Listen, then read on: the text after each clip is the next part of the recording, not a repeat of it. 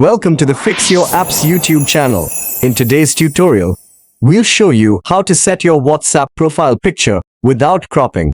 If you find this helpful, don't forget to subscribe to our channel for more useful tips. Let's get started with the steps. Step 1. Open the gallery on your device. Step 2. Select the image you want to use as your WhatsApp profile picture. Tap the edit icon and then select the AI option. Step 3. Tap on the frame option. Choose the 1:1 aspect ratio. Save the edited image. Step 4. Now, open your WhatsApp app. Step 5. Tap on the three dots located in the top right corner of the screen. Step 6. Tap on the settings. Step 7. Tap your profile picture.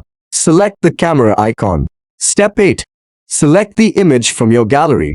Step 9. Finally, tap Done. Thanks for watching. If you found this tutorial helpful, give it a thumbs up and consider subscribing to our channel for more app-related tips and tricks.